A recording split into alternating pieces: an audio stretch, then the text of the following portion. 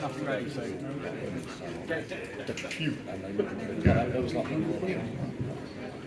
good afternoon, ladies and gentlemen, and welcome to the last of the talks from Zzap Live 2025. And so I'd like to introduce the panel. I'm sure many of you know them just as well as me. So on the far end we have Mr. Paul Hughes, Paulie.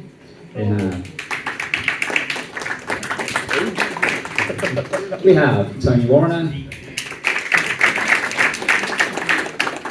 And Stoo Cambridge. Hello. So thanks for the warm welcome, and I'd like to kick off. Paul, first question to you. What dumb, stupid and bad decisions got you into the game industry? Going to Florida when I was 12. There was this little game with a little yellow thing that used to eat things called Pac-Man. And I had a Vic 20 at home, and I came back and thought with the arrogance of a 12-year-old, I could do that on a Vic 20. And I did. And it was crap. But it was the first game ever to get a cease and desist from Namco. So it did really well for a week or two. And then that was it. And ever since being a 13-year-old, I've not stopped doing games. That's it. And Tony, what got you into the games industry? I remember those adverts that started appearing in the newspapers for ZX81. They were great. It was like, wow, what's that? That's something really interesting. And a friend of mine got one, and we played things like 3D Monster Craze. The first time we saw that monster in 3D, that was like, whoa, that's something really, really interesting. Stuff like that. BBC Macros started appearing at school. They were pretty good. And then Apple II in the corner that no one used. Just one Apple II. No one used that one. Everyone's on the BBC, so it was more interesting. You could play the games on the welcome table. And I think once you'd seen all that stuff, that was it really. And Stu, how did you fluke your way into a job with Sensible Software? I've no idea, to be honest. It was just luck. No, I built up a little portfolio of working on some sort of fairly average Amiga games. And one day I saw an advert in the back of, I think it was Micro Mart, one of those weekly, bi-weekly. Do you remember them adverts in the back of them weekly magazines, like black and white? And it said like Sensible Software. Of course, the Sensible logo was quite unique. And I thought, and I've been a big fan of their games on the 64, and I thought, shall I send a disc in? And I hummed and hawed, and I thought, nah, they won't want me, you know. And I sent it in, and didn't expect to get anything back. And then I got this letter back saying, want to invite you for an interview. And I thought, wow, you know. Went for the interview, and lo and behold, like a week or so later, I got a message saying, you got the job. And then the funniest thing is, when I went there, they had the list of candidates. They had about like 10 people on this list, right? And it was between me and this other guy, and there's like 1 point in it. So if it wasn't for that 1 point, you know, if they would have gone one way or the other, I wouldn't be sitting here now. So I was like, wow. And I've still got the list somewhere. Which I shall never show. Have you met the other guy? Do you know? I can't remember who it was, but if I really wanted to, I could go through all my archive boxes, and I'm sure I could find it somewhere. But you know, I won't know. I won't. And so, Paul, obviously you were at Ocean during what would be considered their heyday in the mid 80s to mid 90s. Oh, I mean, what was it really like working there? What did you feel like working there day to day? There's lots of stories about Ocean back in the day about how terrible it was and how great it was. It was great. I mean, you had a bunch of like 18-year-olds out there who were being paid to do their hobby in a dungeon in a Quaker's church, which in and of itself was a bit strange. But they had one of the smartest programming and art teams going in there. When they brought all the work in-house, I learned so much in like 5-6 years there from like Joffa Smith, Dave Collier, all the big guns there. So I just had a baptism of fire. It was fantastic, and you know, we're still friends to this day. All the old Ocean crew are still mates. We were dicks. I mean, you look back at it, and every one of us said, "Yeah, I was a dick." But what a time! What a time to join the industry. I'm glad I was born when I was born, like 300 years ago. And Tony, you at another equally famous company, Revolution. I mean, what was it like working there? Well, as one of the owners, I'd say it was we were the best employers in the country. It was chaos really, because there was no structure, and it was just. I mean, this is what's good about game dev, when there's like enough. You have such a small number of people that you don't need managers, so it just relies on the people themselves to produce the game, and that's when it's good. And you know, we used to mess around a lot. There was a lot of falling out, a lot of arguments, a lot of chaos. But out of all that came games that I think are quite well respected. And later on, you work in the industry when it turns professional, and there's managers, and there's systems, and there's stand-ups, and there's all that crap, and something's lost. So I'd say, you know, it was pretty great.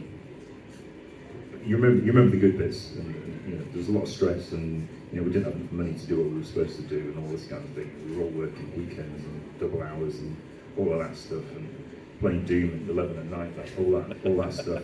So yeah, it was good. Yeah. And Stoo, what was the atmosphere like at Sensible? All I can say, it was like, people have this image that we were like a rock star game developer, and we didn't do any drugs, we didn't do any rock and roll, and we didn't do any drinking. Well, we did actually, but it was brilliant. It was a dream come true for me, because I've been a fan of their 64 stuff. So when I got the gig, it was like, I couldn't believe it. So working there, I was so nervous my first time actually getting in the office and starting, because there's John Hare sitting there and there's Chris Yates sitting there, and they did Wizball and Parallax and Galaxy Birds, and I'm like, they're sitting there and I'm sitting here, and it's like, this ain't happening, you know. But once you get over that initial hurdle, you just knuckle down and do the work. But it was long work. I mean, the hours were long. I mean, really long. I mean, the stuff we did, you know, really proud of it. But we all got on. You know, we all knew what we had to do, and you just get on and do it. And I look back at those days and I think they were just such good times, you know, for development, because it's like these guys said, you know, you just get on with stuff, and the hours were long, but you knew you was aiming for that goal of getting a really top title out there and getting it really good, and you knew that if you carried on and you'd done it, you'll work together, you'd achieve it, and that's what we did. And it was great, absolutely wonderful. There was always double the amount of work. Yeah, It was always totally. You know, publishers would say this amount of money, this amount of time. There was always double the work required to actually get the top game out. Yeah, it was hard work. I mean, it really was. I mean, you know, we look at it now with rose-tinted glass and go, oh. But when you look down and we were like 36-hour shift in some cases when we were doing Cannon Fodder, you know, you had this mega list of bugs and fixes from Virgin, and they're going, oh, we've got to do this. You know, level 32 has got this problem. And you've got to get it done, because back then you had duplicators waiting to duplicate all the discs. So if you was late delivering that master to the publisher, the whole chain of command from up there would be like, no, you've got to get this done because we've got all these people waiting. So the pressure was immense at times, but you just knuckled down, got the job done. And I suppose the same with you guys. We used to have, you'd finish the game and we'd have to drive to Birmingham, so Telford and Ablex were the G-Ball games, and you'd sit there debugging the game on the last day with a couple of game testers, and they'd run off a load of sample tapes, and this guy who was paid like $3,000 a year had to sign his name on the dotted line to do a 100,000 tape run. I'm not signing my name to that. It's crazy times, crazy. Unswapping. Yeah, what was the worst project in terms of having to crunch really hard before the deadline? Oh my word. Has anybody played Operation Thunderbolts? on the 64? Yeah. Right, I owe you all a pint. Anybody bought that thing? So that I've spent many time talking about Thunderbolt. So Thunderbolt was the follow-up to Operation Wolf, which did really well. So obviously they were going to do Thunderbolt. And we had this new kid doing it. Colin Port, who did Operation Wolf, was busy on head over heels. So we got another team to do it. And we got a really inexperienced programmer who spent a long time doing a lot of nothing. But they had lots of lovely screenshots that they put in Zzap and what have you. And then we got the deadline and there was no game. And they just done a deal with Dixon's, a bundle deal that you had a light gun, a mouse and all this, and they had a clause in the contract for you don't hit that date, that'll be 10 grand a day, please. So Gary called 3 of us into an office and said, it's like this, we've got 4 days, can you write Operation Thunderbolt? So we worked 4 days for 24 hours and drove to Apex, duped it, put it out there. It made the deal, it sold, I don't know why it sold. So yeah, sorry if anyone bought that, that was kind of our fault, but that was crazy. And I fell asleep on the train and woke up in Southport. Bearing in mind I was in Wigan, and it was the last train home. I had to get a cab back, and that cost me more than I earned in a week. But anyway, there you go. Tony, any horror stories from you? Well, I think every game we did was bad. Was bad at the end. You know, so they go through different stages of severity. Really, you know, first of all you're like, well, it's got to be finished in 3 months' time, and then after 3 months it's like, well, now it really has to. And then I mean, one of the Breaksaw 3 was quite bad because that was THQ, and they were just interested in their quarterlies. So you had to. Every time we missed a deadline, it would move 3 months, because that's when the quarterly results for the PLC share or the calls would go through.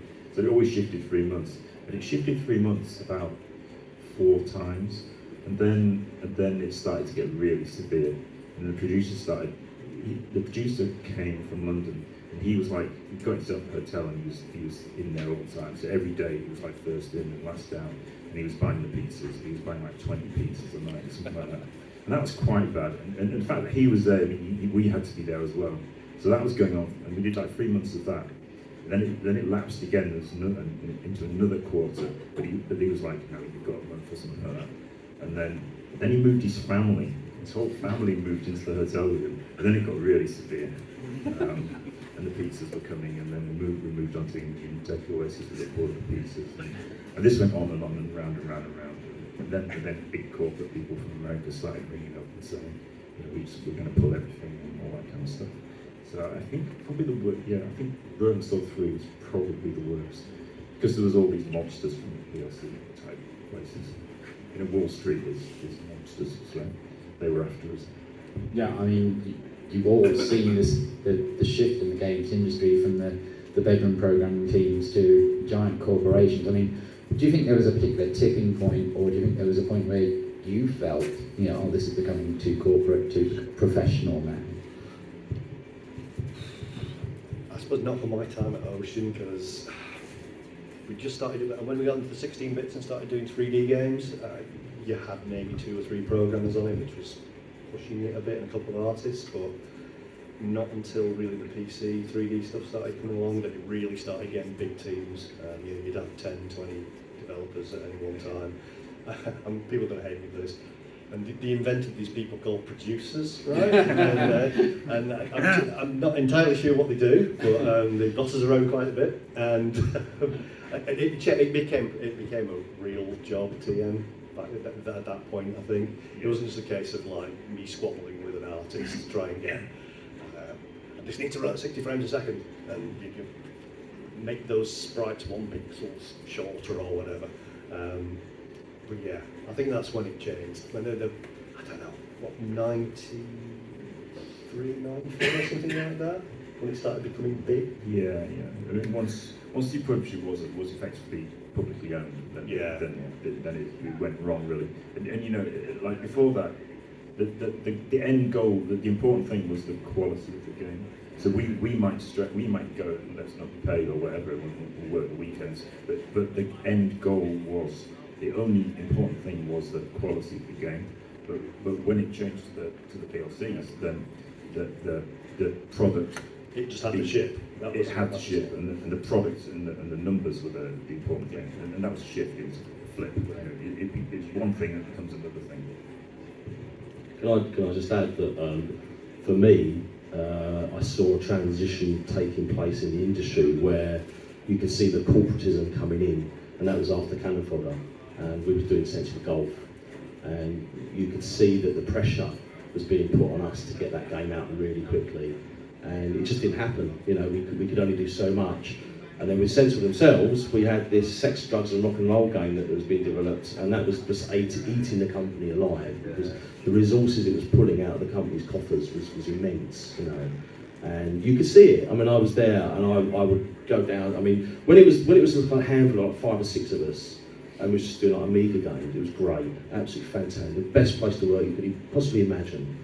But once it got to a stage where this big project was taken on and it had these teams of artists doing like renders and animations and that, I would go down to make a cup of coffee and there'd be guys in there, no idea who they were. You know, you alright? Yeah, I'm alright. That's it. Put the kettle on, right, done. No idea who they were, you know. Whereas in the old style was like, it was all mates having a laugh, getting games done. And then I thought to myself, well, this isn't really what Sensible was. And you could see where it was going to go. And that's when I kind of made the decision that I'm going to leave. And you could see that, you know, that was it really. But it was evident because you could see the corporatism, you know, the shadow of it, you know, just peeking round the corner. I think that's a good point. At the point where you didn't know everybody. I mean, Yeah, I totally. worked with a guy who was at Travellers years later, and he must have started after me. No, he worked in the desk behind me. I never met him. Yeah. And it's like, oh, hang on a minute. I think that's the point where you just don't know everybody. Everybody isn't your mate. It changes. And the thing is, it changes the dynamic, because if you're working on a project, I mean, take, say for instance, like, let's say Canifer, which I'm probably most known for. You know, there's Jules doing the program, me doing the graphics, John and Chris doing some of the design, and that was it. And then Richard Joseph was doing the audio with John. That was it. That was the team. So very, very small team. We all got on really well, and we just got the job done. Well, if you introduce to that mix, like, you know, a producer from the publisher, and then another team of artists, and a couple of programmers, and someone doesn't get on with that one over there, and he likes to work at night, and he likes to work during the day, and you know, he's got a problem with his missus, so he's never in half the time, and you know, he's got dietary troubles, so he spends half his time in the toilet. You think, well, what's going to happen? You know, it don't matter, does it? You just think, oh well. Did you you know. work at the same company? Yeah. And then one day I woke up and I was at Ocean. So Well, that actually does lead on to a good question. I mean, obviously, Tony and Stoo are working together on a new game, and we'll talk more about that later. But have you ever worked together on a project? I don't think we have. no, I don't even know any of you two are. Who are you? I don't know who I am, to be honest. I don't think anybody here knows who I am. I know that much. No, I think the answer is no. Sex and Drugs and Rock and Roll, obviously, the great lost game, Sensible Software. I mean, Paul, are there any projects you were working on that were left unfinished, uncompleted? Were there any that you really wanted to get finished and out there? Quite a few. So much I don't think have been talked about. At one point, Gary Bracey came in and said we've got potentially the rights to U2's The Joshua Tree, and we were thinking about doing a game with it. And the design was beautiful. You had a tree, and you had Bono jumping up the tree. Crates. I mean, not something we'd done before in any platform game on the 64 ever. That went nowhere. Then on the NES, we were doing Michael Jackson's Thriller. That was quite cool. It's Ghosts and Goblins with Michael Jackson, and then this little company called Sega gave him a lot of money to do Moonwalker, and that went away. I'm trying to think what else we did. The two big ones that leaked to my... Oh, we were trying to do a Simpsons game that was isometric. That was another one we were going for. But the license that we got for it, we had to port Bart and the Space Mutants from the NES at 64, and it was like, we got this beautiful isometric Simpsons world working, but no, didn't happen. I wish we'd done that. That was really nice. Tony, any lost projects for you? There are loads of Revolution ones that didn't go anywhere. Unforgettable Fire by U2. And the same agents, obviously. Yeah. Well, actually, that used to happen. I mean, the publishers used to say, "Can you? We've got this license, we've got this property. Can you design something?" And they would come to people like us and say, you know, Lego came to us and said, "Can you do a Lego game?" And you know, put a lot of work into a design. And you would do that, and the whole company would go, "We're doing a Lego game," and you've been asked to do it. And then obviously they'd say, "Well, you will think about it," and then you find some other they were doing it themselves, and they'd take your design that you've done, someone else's design that they've done, another developer's design that they've done, pull it all together and say, to pick the right ideas, the best ideas out of all of this, then we'll do it in-house. You know, that used to happen a lot. There was a lot of that. What else? And there are loads of Revolution ones. I mean, I spent a lot of time trying to do big RPG sort of, like Ultima type thing, and that would have been probably what we should have done actually, because the adventures got quite difficult. You know, where adventures got killed off by every other genre, And it got more and more difficult as it went along. If we'd actually managed to switch to RPGs, we'd probably been better off, but I never got that off the ground.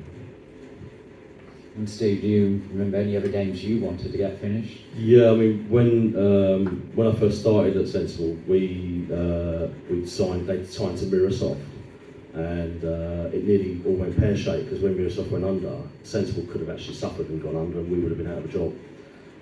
So once the projects had got signed to Virgin after quite a while, it all settled down. But one of the projects which I was asked to sort of do some concept on was a game called Mirror Signal Manslaughter, which was a top-down card game, and it was literally GTA, but this was in 1991, 92, before GTA even existed.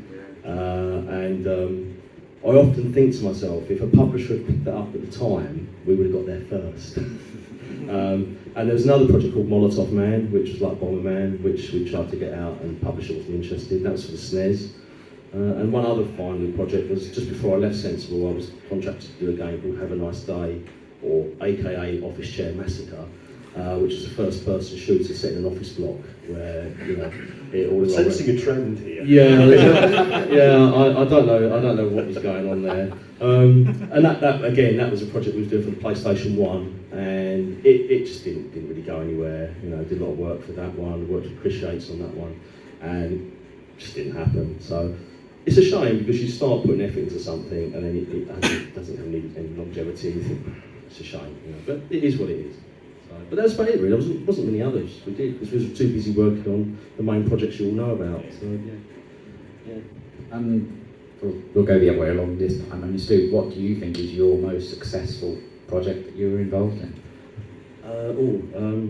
Probably, and you're probably going to expect this answer, but probably Canifer, I'd say, purely because that's what I'm known for. I did work on Sensible World of Soccer. Sensible Golf is one I wish we'd have actually got finished, because it was released in my mind, an unfinished state, which was again down to publisher pressure. And I think really, truthfully, that's a game that deserved a bit more love and attention. It was fine, it's a good game on its own, but it needed the polish that we put into the other titles. But going back to the question, I mean, Canifer definitely, a lot of blood, sweat and tears went into that project, which I hope, you probably see, it's such a great, it still holds its own today. But I'm really proud of what we achieved with that one. We pushed the Amiga quite hard with that one and came out the other end. So yeah, good. Tony, your most successful? I guess the most successful would be Broken Sword 1. That's the biggest one that we're known for. Probably my favourite of the Revolution ones would be Steel Sky, because it was a smaller team, I did more of it. There's only like 3 programmers, and I wrote the first draft of the design, and I can prove it, because I've still got it. Steel Sky, yes. And Paul, what would you say the most successful product? In the early days, in the 8-bit days, no matter how many games I ever do, it's one thing, it's the bloody ocean loader. I swear, when I die, my gravestone's going to have little loading bars on it. So literally, it's all people want to talk about is the ocean loader, so there you go. I mean, latterly, I suppose, did a couple of those Lego game things that did all right, I guess. But you ended up doing it. Yeah. I was actually going to say, I love Lego. They gave me a really lovely gift for quite a while. I love them and I love their sets. Just saying. And licensed games, licensed properties, obviously, is a big part of the industry these days. Is there a license you feel you could make a good game out of? There's a question I'll take a while to think about. Jaffa Cakes. Well, you have Bill's tomato game on the Amiga, so I suppose, why not? Jaffa Cakes. Yeah. We'll have to think on that one for a bit. Anyone else? That's tricky, that one. I'm not sure. We used to get it along with the Lego games, because everybody was like, can you do Lego X, Lego horror film, Lego James Bond, Lego, and it just constant games coming through. I don't know. Everything's IPable these days, absolutely everything. bag of crisps, you name it.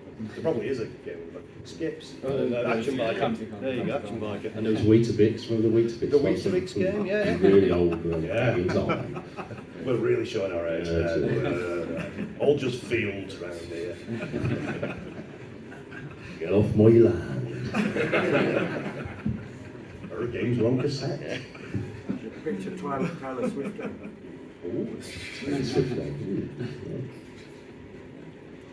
I'm taking the fifth. I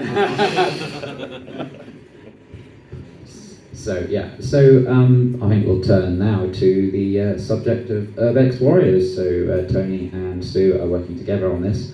And Tony, how did the original idea come about?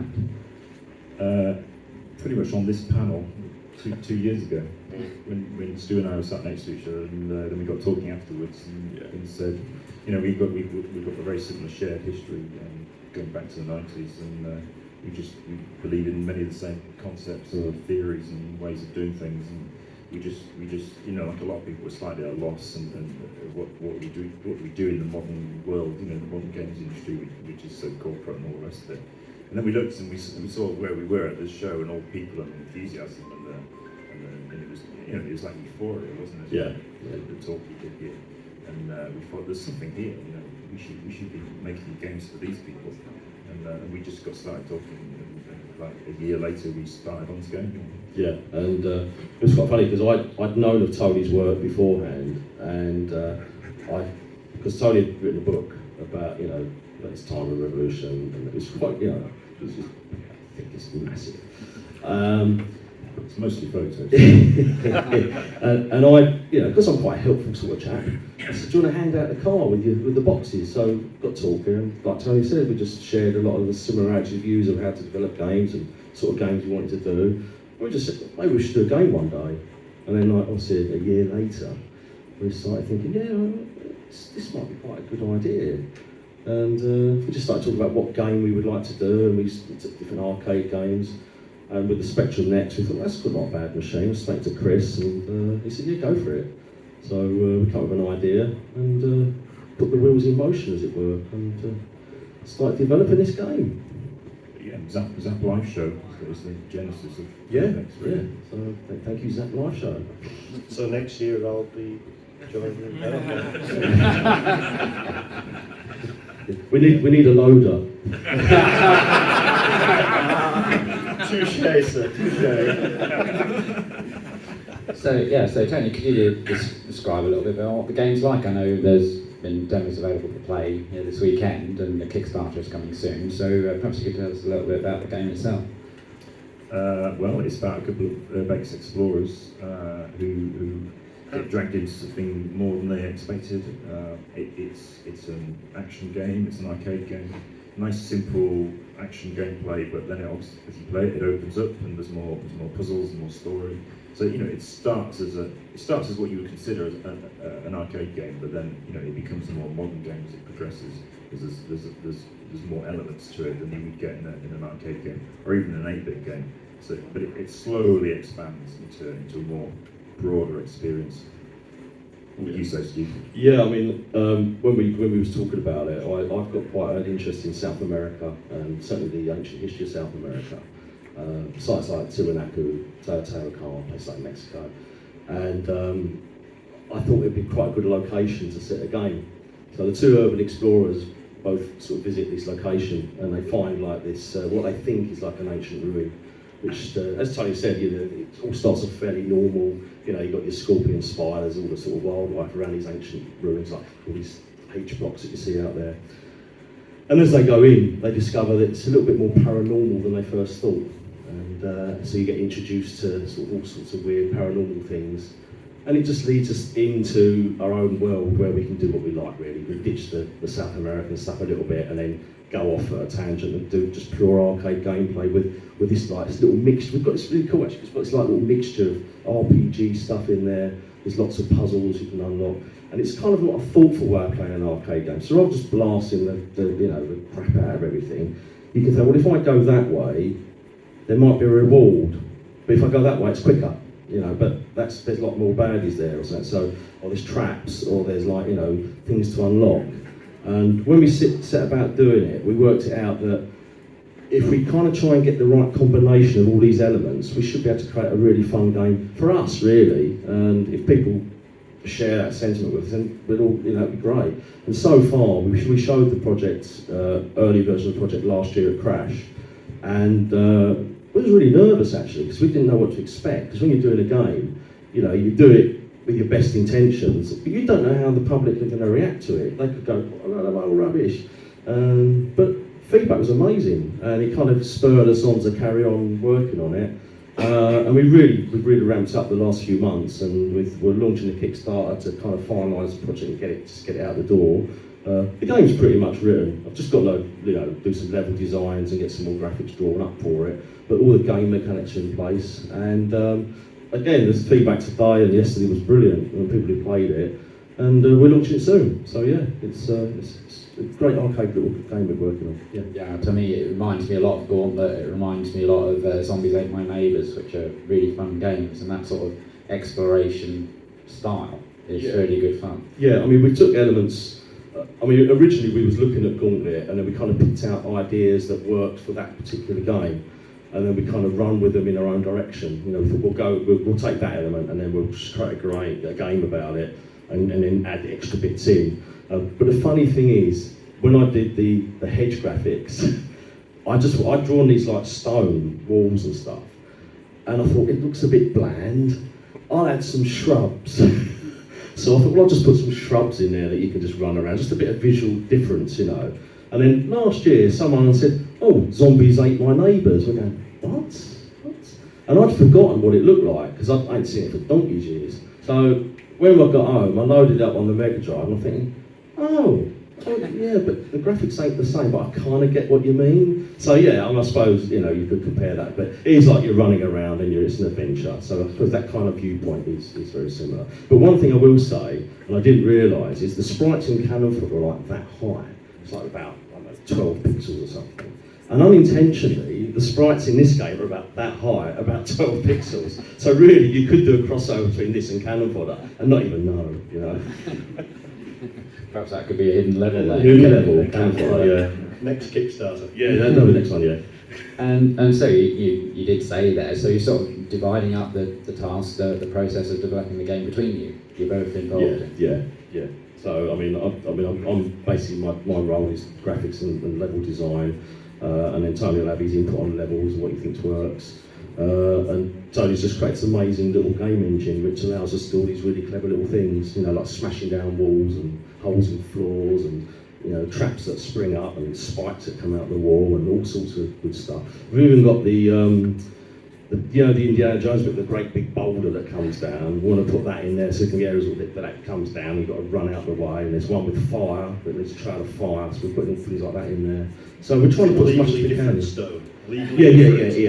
This is made out of paper mache. This one, so it's not technically really stone. It looks like it. Okay. It's a bit dangerous to say it's not that. It's a bit dangerous, Yeah.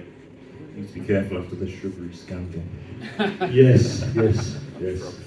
We demand less shrubbery. Less shrubbery. It comes with a free set of pruning shears. So Tony, what's it been like going back to older hardware effectively with the NEX?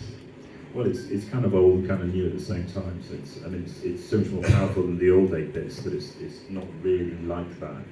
It is in some ways. Coding's at 80, but it's a bigger job. So it's like going back to probably 89 or something, and like 8-bits didn't disappear and just carried on. Like imagine the Spectrum Next came out in 1990 and we all moved on to it rather than the PlayStation. If the PlayStation never happened and the Next happened instead, that's where we've gone back to, I suppose. And what we're developing now and the way we're doing it is how it might have been in 1990 in an alternate universe, I guess. And you're hoping to bring it to other platforms in time? Yeah, we will. I mean, this first one's quite a smallish game, as it's constrained by the Next.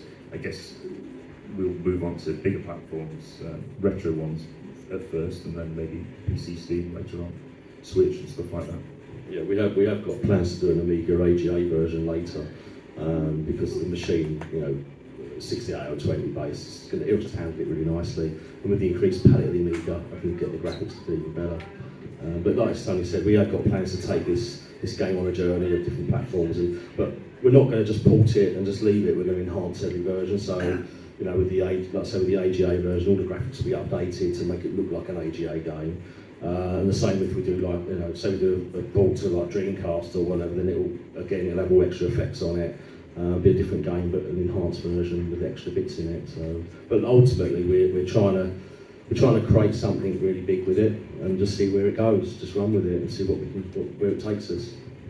And Paul, would you be interested in going back and working, doing games on the older hardware? I might be. So I'm looking at some of the old real-time games that Chris has. So I've been looking at porting Star Strike and 3D Tank Duel and getting them to work on the next, do some texturing on it, do some fills on it. It's great fun. Z80 again, it's love it. So yeah, I'm doing some 3D stuff on the next, and yeah, loving it. Just me on my own. Yeah. Proper, the bedroom style is back again. I love it. That Z80 soon comes back, Oh yeah. like an hour or something. It's quite scary. I still remember all the blooming opcodes in Hex. Yeah, this day. I can't remember what I had for my breakfast, but I can remember every opcode on the Z18650. And of course, there's new development tools available that make it a lot easier. Oh yeah. I built 3D Tank Duel on the old Zeus assembler on the Spectrum. It took 2.5 minutes to build. I build it now on the PC. It takes 0.0007 of a second. I wish we had them back then. Holy moly. Yeah, all the time you would have saved back then. We've actually done the games on time if we did. Yeah. Can I just say talking about like development tools? I mean, the stuff you can do today on sort of retro machines, a lot of it is possible because of the tools we've got now. I mean, back then a lot of stuff was locked off, so you know you had to know someone who had a decent, like, you know, the assembler or knew someone who had the knowledge. But now it's all out there, and I mean, certainly for what I do with the graphics. I mean, back in the day, you know, you do D-Paint on your Amiga was the tool to go for. But you look at it today, and it's really limited. You know, these days I use ProMotion on the PC, and that allows me to do everything I need to do the graphics I'm creating. And the same with the coding stuff. You know, I mean, you've got these real-time debugging tools, which was like a dream back then. You couldn't do it. You needed the hardware to do it, or when cables going everywhere. So in that respect, it allows you to just get the game done without all this hindrance of technology getting in the way. You can just focus on the development. And it's wonderful, absolutely wonderful. You know, just have these restrictions and, you know, limitations that you have. You've still got the limitations with the machine, but you can work to them without the hindrance of these tools getting in the way. So it's great. And it's fantastic. So just one sort of last question for me, then I'll open it up to the audience. Is there anything you regret about your career? Anything if you could go back and change it, what would you have done differently? Generally enjoy my career. I'd probably, if I was talking back to the old me, I'd be less of a dick.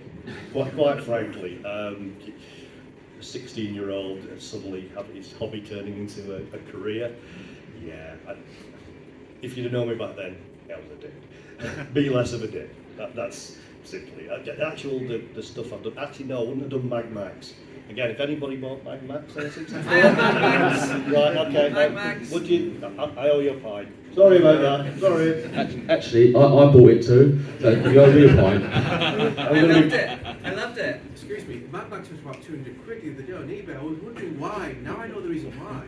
Seriously, That's how I'm going to pay for all the pints. Apparently. That's not the reason why, but now I know the reason why. So the history behind it. Okay. I'll be looking for that later. And Tony, any big regrets from you? I mean, you know, we went through at Revolution some pretty difficult times when publishers were trying to kill us off, and you know, our genre disappeared and all this kind of thing, and we had difficult decisions to make, and we had to downsize a lot of times. You know, Revolution several times over, it went down to like 0 employees, and then it came back and it went down. I mean, at some of those points we could have made different decisions. I mean, practically all of the software companies, the developers that were around in the 80s and the 90s aren't around anymore. So the fact that Revolution actually still exists is testament to something. But you know, we could have pivoted, I suppose, and done, as I was saying, an RPG that maybe would have been better for us in the long run. I mean, we could maybe save some of the people that were good that we had to let go at various points. So I suppose, you know, we were being pushed in difficult directions, and when you've got employees and you know you're going to have to lose some of them, it's pretty stressful and not the kind of thing that you were thinking about when you created the development company in the first place. So I guess there are little decisions along the way that you can look at now with the benefit of hindsight and say we could have done something different and it would have all been great. Little things, maybe like that. And Stoo, any regrets? Not negotiating harder for royalties. We did all right at Sensible, but you know, you always think maybe I should have asked for a bit more. You know, but other than that, no, not really. I mean, I've been pretty lucky, and when I say lucky, I mean you know you make your own luck. I think a lot of the time, and I think the work speaks for itself. You know, I'm not really into the whole sort of legendy thing that you know we sometimes get labelled as. Because it's the work that matters for me. You know, if you do your best job, and whatever you do, you always do your best, and the work will speak for itself. And but I'm just fortunate that I was lucky enough to get that gig at Sensible. That led me on to other things, and you know, the game did really well. You know, so I mean, there's nothing really that I regret, to be honest. I think sometimes I wish that the Amiga had gone on for a little bit longer because we had a lot of life left in us for Amiga developers, and I think we would have probably done another couple of titles on the Amiga if things had changed in that respect. I know, you know, there was rumours that we was going to do some more sort of sensibly style sporty games. There was a Sensible Olympics game in development for the SNES that never made it. I saw it. It was looking alright. But that's it really. You know, I mean, other than that, it is what it is. You know, and, but it's a good time. It was a good time back then. So yeah, but there's no regrets. Well, I'm sure there's many people in this room who would like to give a warm round of applause, please, for the legends we have here today.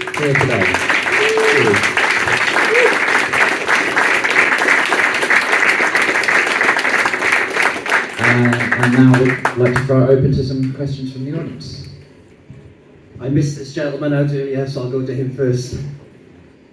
In relation to conceptual things, the Z80, you're working on that, you're moving outwards, you've got your Z80 base and you're working outwards conceptually.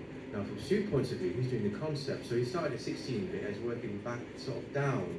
Would you sort of work that way? Would you agree with that? And secondly, Magmax is going for £135 to £207.68 on eBay now. So you can just sell your sort off basically. And that's 2 copies on there. So yeah, conceptually Z80, you're expanding from where as Tony mentioned before, and you're maybe working conceptually from 16-bit, working within a framework, not narrower, but you know what I mean. That's probably not quite true because the processor on the Next is a Z80, but the graphics there are pretty much the same as a 16-bit machine. So. It's not really like that, I guess.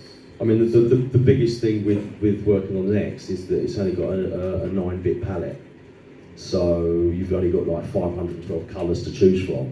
Whereas if you're on something like the Amiga, 1200, you've got a 16.7, it's a 24-bit palette really. So you can have lots and lots and lots of different shades. So visually, the Next is the base version. I mean, the Amiga will be an enhanced version of those graphics, even though the processor is slower, but it's a 68,000, so it's got its pros and cons. So with graphics, we're going to be expanding up rather than going down. So I mean, the Next is the base level machine that we're working. Well, if we was to do say an original Amiga version, like for the like OCS, ECS machines, then that would be a heck of a lot of work because, I mean, on the Next we're using 16 banks of 16 colours for the sprites, and then you've got another 256 colours for the background. So we don't use all of those colours. I'd say at any one time you're probably using about, 128 or 130 colours or something. But if we was going to take that and put it on the original Amiga, I'd have to come up with a single palette for everything that would be in 32 colours, and that would be a challenge. So visually, it would be detrimental to the look of the game. So we're going for AGA on that. But anything after that, it'll be an enhancement. So yeah. Good afternoon. Hello. First of all, that's everybody when I say thank you for all your lovely stories. It's a bit of a two-parter, don't groan. Part one, you paint such a delicious picture of your day one in the industry.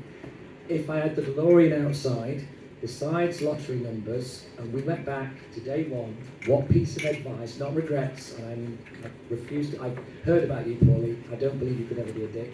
What piece of advice would you give yourself day one in the industry back then? But also, the part two, for all the young whippersnappers in the room who are thinking maybe, hey, I'd like to start making games, what piece of advice would you give them today with the industry as you know it today? Shall I start? For me, I would say be more confident, because I was quite painfully shy when I started. I think I was overwhelmed because being such a fanboy of their 64 games, I was totally overwhelmed that I was actually working there, and I was very sort of shy, and I wasn't very confident, you know. And I think you hear this imposter syndrome, which I still suffer from. I still have this imposter syndrome today. You know, is this, why am I doing this? You know, and then it goes after about 5 minutes. But back then, I would probably say to myself, just be more confident. You know, it doesn't matter. Just go for it. You know, I mean, there was an incident in Sense where we had the CDTV in, and we had to get it Sensi Soccer working on it, and they decided they was going to do karaoke, right? Which I loathe. I absolutely loathe karaoke. And everyone's having a go. It didn't matter if you couldn't sing for toffee. And I just sat down and I can't do it, and I didn't bother. And I entered this stuff, I should have got involved with that, you know. Now I would give it a go, wouldn't care less. Yeah, so that's my little tale I would tell myself, is just to have more confidence and just go for it, doesn't matter. I would say keep better backups. You mean you didn't back anything up? Beautiful. Nothing at all. I mean, I wish I had all those sort of source codes, even the Revolution stuff we lost from the 90s, but I mean, I'd love to have the source code to the games I wrote in the 80s, you know, the Obsidian source and things like that. It would be really interesting to have it. And that's all gone. So that would be good. Yeah. Also, just know that all that stuff is coming back in 40 years' time. Which would be very useful to know, because everything goes in cycles, and that's important to know. What else? Be ready for the PlayStation. It's going to come on. Like a tsunami and change everything in 92 or whatever it was. Read Foley Van Dam early. Yeah. Yeah. Early things to become me. I tell myself you can go home. You're allowed to. It's not legal to get a producer to sit behind your door. I missed my daughter's 4th birthday to do a blooming game, and I regret it. Sorry, Meg, she's 26 now, and I regret that to this day. So yeah, you can go home. You'll still get the game done. In fact, you'll probably get it done quicker. Actually, that's really good advice. Actually, Yeah. take a break. Don't live in the office 24/7. Yeah, it's proven. You get past 8 hours, you're going to start burning out. You're going to start making mistakes. And good Lord, we did some silly times. We slept under the desk, drove to Blacks at 3 in the morning. Oh, good Lord, yeah. Live a life. Live your life. You only get one of them. Yeah. Advice for someone starting out. Someone starting out. Be yourself. Be passionate. Don't be like everybody else. Don't listen to the schools with the CVs. Give me the boilerplate CV. Show me you. You know, the passion will come through. If you've got passion, it'll show through to the right people. If people reject your passion, then you've dodged a bullet. Find somewhere else. Sorry. Sorry. Another one of those sort of like fantasy kind of questions. You're going to take it away to a desert island, and you can only take one computer or console with you. Which one would it be? No, then, that is a question, not a word. Can it be chipped? Yes, it can. And that is the right answer. With all the games on them as well, the entire Oh, library. of course. In that case, it'd be a Raspberry Pi with MAME running on it. 18,000 arcade games. Yeah. I second that. That counts, yeah. Go for it. Oh, you're still going, sorry. Ignore me. I would take one of those Enterprise 1 to 8 things. Just because I never had one when I wanted one, and they went bankrupt almost immediately. So, and they're still quite expensive. So yeah, I'd take one of those and learn it properly. Cool. Yeah, it definitely have to be like one of those, like a machine that had everything on it and like, you know, emulation and that, and that's what I'd say. I wouldn't bother with the console. Why bother? Just like an FPGA machine with everything.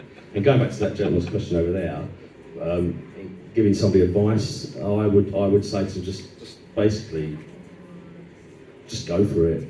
You know, don't take any notice of what other people say. If you've got a dream, just go for it. Don't worry. You know, give it a go. If it don't work, try again.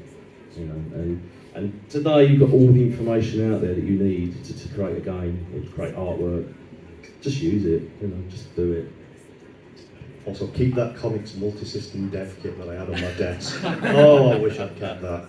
Yeah, and from my point of view, I'd say to someone, if they're just starting out, you know, get involved. Find people who are working on projects, on game projects, and do small things to start with, and get the lie of the land. Find out how to get involved in a project and how to work in a team.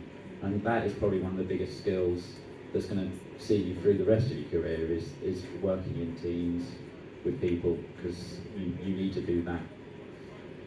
Yeah, just to add to that, I always advise people, and it's not always popular, but you can download a thing called Pico8, which is a virtual console, and with immense constraints on it, but you can write a game using that. And so download that, learn to program it, write a game, whatever you want, publish it yourself on itch, market it yourself, see the entire cycle. And then you've done all the jobs, and you'll not be sort of putting the idea of a publisher on some sort of mystical plinth. You know, you can do the whole thing yourself, and I think that's, having done that, I think you'd be in a much better place to survive in the industry. Shall I go? Hello. It's lovely seeing more work coming out on the Next. I think the Next is an amazing platform. I think it's great. And the game looks brilliant as well. Cheers. Were you put off at all by the small number of Nexts that exist? I know there's a Kickstarter 3 coming, and I know you can use the Next on a Mister and a Desi and Go, and you can emulate it and so on. But was that a consideration at all? We were hoping there would be a KS3 before now, I have to say, but I think the fact that there is one just as we're ready to launch to some degree, I think that's actually worked out quite well for us. The Next itself needs units out there. I mean, it's really the tail of the Next is one of underachievement in some ways, because it's a brilliant machine and it should be out there in huge numbers. You should be able to go on Amazon and buy one, you know. So that's all a little bit of a downer, but I mean, for us, we will have this game running on PC as well, so it doesn't actually affect us. If you really want to play Herbex, you can play it on a Mac, or you can play it on Linux, or you can play it on Windows, or you can play it on the Next. It's more or less exactly the same, so that's what we've done to mitigate that particular problem. Yeah, I mean, we when we set out to develop the game, we always had in mind that it wouldn't be just for the Next. We had it in the back of our mind, so a lot of the work we've done on it has been literally to create a foundation to work from for all the other platforms we're planning on doing. What Tony said is, yeah, we were hoping that the KS3 had been out by now, and but it is what it's out of our control. And it would be nice if you could go onto Amazon or go into Argos or go into Smith's Toy Store and pick up a Next. I think if that happens, it would open it up to a much bigger audience. And for developers like us, it attract more people, because obviously you need to develop something. It takes an awful lot of work to develop a game. And if you've only got 100 people using the machine, you're not going to develop a game for it. You know, if you've got that 10,000 people using the machine, you think, okay, I'll give that a go, because even if you get 5,000 sales, you could say, okay, well, that might be worthwhile doing. But as it's being stifled at the moment, because it's every KS launch they do, I think it's putting developers off. Which is a real shame, because it is a great machine. It's a lovely machine to work on. Yeah. You know, You've got enough constraints, but it's there to allow you to do stuff. Yeah, I think the next team have answered that previously, when they've said the issue is it would require a lot of investment Yeah. up front. Yeah. You know? It's not, you go, why don't you just sell it in the shop? Yeah. Well, okay, Yeah. you pay for the Yeah, investment to develop them. yeah, totally. beforehand. Do you know what I mean? You can Yeah. see why it's starting to Yeah, how I it totally is. understand why it's not in Argos and why it's not on Amazon. It's just a shame they've developed something which is a really great bit of kit. It really is, and it needs it, doesn't it? Really. Yeah, I mean, it seems like a reasonable business opportunity to me in some ways. I mean, if you can, imagine you have 1,000 necks now, you could probably sell them, right? Yeah, exactly. So, I mean, someone said work it out when I've said this before, how much it would cost. So I don't know what, from China, they're probably a couple hundred quid each to manufacture because it's quite bespoke and it's low numbers. So you're looking at, you know, quite a lot of money. But then if you're going to get it back, then it's quite a good investment, isn't it? So you've got someone out there. I mean, if I won the lottery a year ago, which sadly I think I didn't on Friday, then You told me. I think I would know if I had by now. Then I'd probably buy the rights to it and make 10,000 of them and put them in Amazon. You know. Fingers crossed. I keep, you know, they change the numbers every week. That's the problem.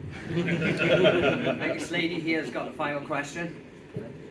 Okay, hello folks. My question is to Paul.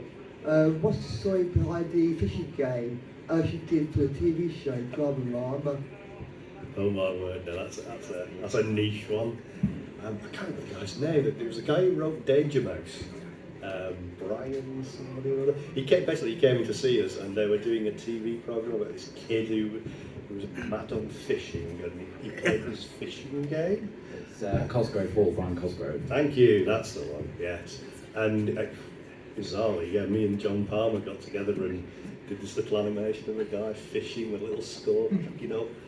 And yeah, he went out there and there's it's hilarious. This little kid with a Kempston joystick was pressing a button like this while it played the animation over and over again. Heavens knows. It broadcast, it came out. I think Mark Jones actually found it on YouTube. You can actually watch it now and see the 20 seconds of work that we put into it. It came out unlike Joshua Tree and Thriller, so yeah, not much of a story, unfortunately. Thanks, lads, really. Have you modified your tombstone then to have that? Little fisherman in the bottom right corner. Got you. Gone fishing. So, once again, I'd like you all to put your hands together, please, for our wonderful panel.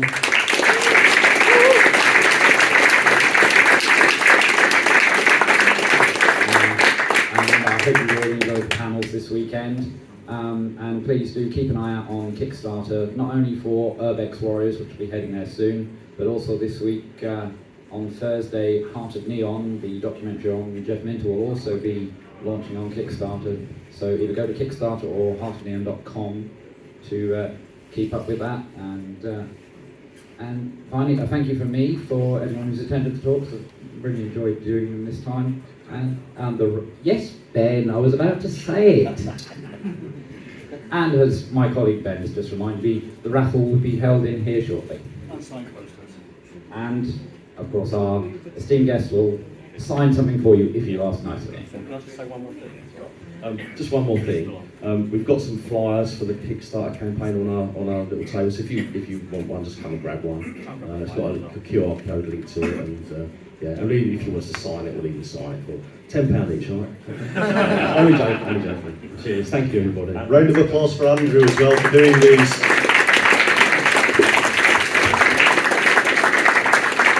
And seeing as you're all in the room and he's here and he's going to hate my guts for this, but let's give Chris a round of applause for putting your hands on.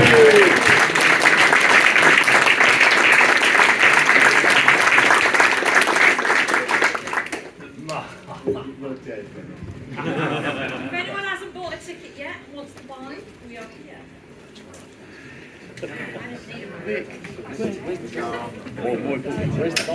Tony, I was working on a